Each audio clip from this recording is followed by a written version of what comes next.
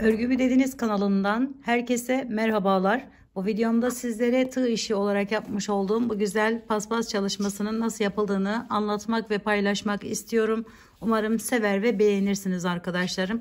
Yapımı gayet kolay olan bir model, bir çalışma. Paspaslardan seccadelere varana kadar dilediğiniz her türlü örgüyü yapabilirsiniz arkadaşlar. Şöyle kenar kısımları bu şekilde. Hemen yapımına geçelim istiyorum. Kalın bir halı kaydırmaz kullandım. Dilediğiniz her türlü halı kaydırmazı yapabilirsiniz. Onu kullanabilirsiniz. 4 milim tığım var ve Alize'nin Superlana Maxi isimli iplerini kullanarak yaptım arkadaşlar.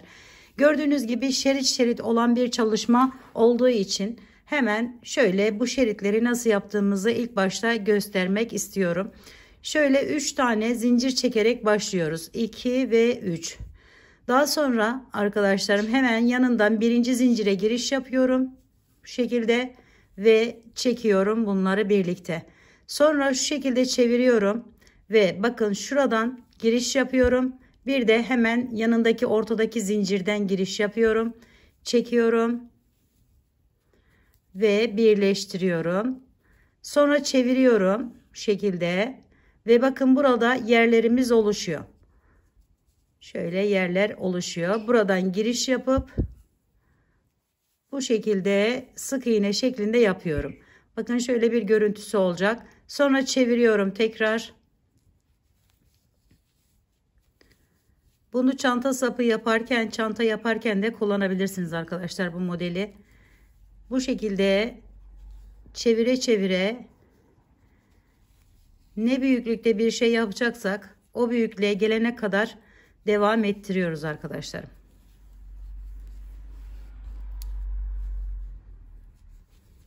Bunu tek renk yapabileceğiniz gibi batik iplerle de yapabilir veya çok farklı iplerle de kullanabilirsiniz arkadaşlar.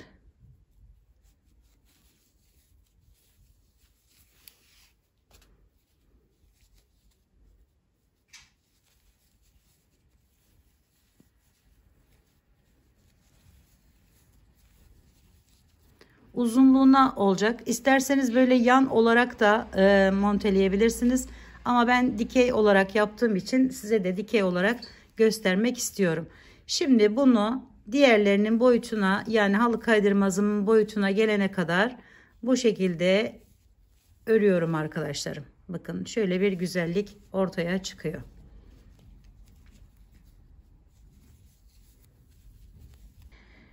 Evet arkadaşlarım, yeterli boyuta getirdim ben, bakın örerek. Şimdi böyle koyduğunuz zaman halı kaydırmazınızın uzunluğuna göre bunu yapmanız gerekiyor. Yaptıktan sonra hemen alıyorum şu şekilde. Şurası bakın hiç ara vermeden yaptım. Bakın şuradan giriş yapıyorum ve çekerek kaydırarak bağlıyorum. İpim altta kalacak. Hiç boşluk vermedim bakın diğerlerine de, arası ayrık durmasın diye. Daha sonra şöyle tuttum. Çeviriyorum. Şuralarda yerlerimiz var bakın. Şöyle gözüken. Hemen bir ileriye gidiyorum. Bir sonraki sıraya. Ve alttan ipim bu şekilde. Bunu alttan şöyle çekiyorum. Ve buraya bu şekilde ekleyerek devam ediyoruz. Bakın giriş yaptım bu köşeden, hemen bir üst sıraya geçiyorum ve şu şekilde bağlıyorum. Biraz şöyle çekelim, sıkı sıkı olmasın. Evet, şöyle ipimiz altta bir şekilde her birini bir tanesine ekleyerek diğer tarafa geçiyoruz.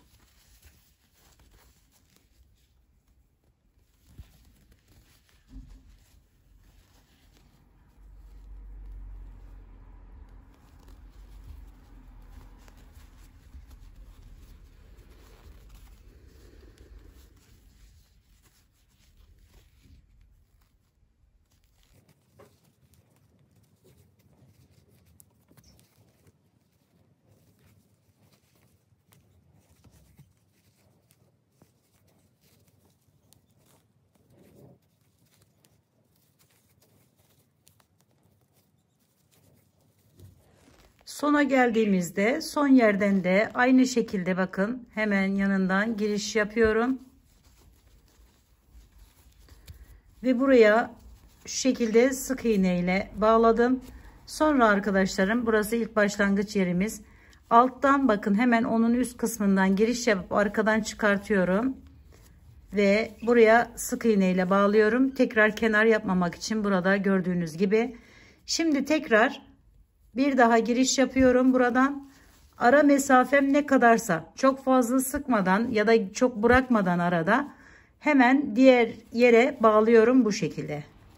Ve arasından geçiriyorum yine. Bu defa diğer tarafa doğru bakın şöyle devam ediyoruz.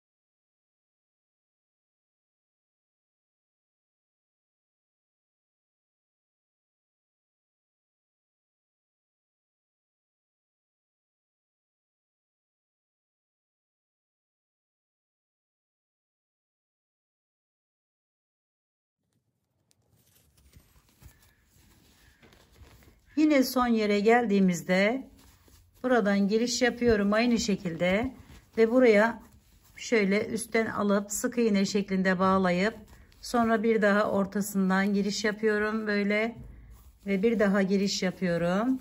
Şu aradaki boşluk oluşmasın diye hemen bunu bu şekilde ittirdim. Arasından aldım ve buraya bağlıyorum arkadaşlar.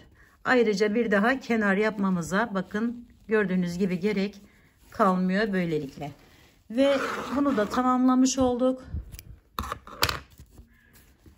Bakın şöyle bir görüntü elde ediyoruz. Her sırayı farklı renklerle yapabileceğiniz gibi dediğim gibi başta da söylediğim gibi batik bir ip kullanarak da yapabilirsiniz. Gayet dokusu kalın bir yapıya sahip oldu. Arkası da arkadaşlarım bu şekilde gözüküyor. Yere burası temas edecek ve böyle bir güzellik, böyle bir kolaylıkla elde edebilirsiniz arkadaşlar. Evet, bu videomda da sizlere bu güzelliğin yapımını anlatmaya, paylaşmaya çalıştım. Umarım sevmiş ve beğenmişsinizdir. Yapacak olanlara şimdiden kolaylıklar diliyorum. Bir dahaki videomda görüşmek üzere. Hoşça kalın, sağlıkla kalın. Allah'a emanet olun arkadaşlar.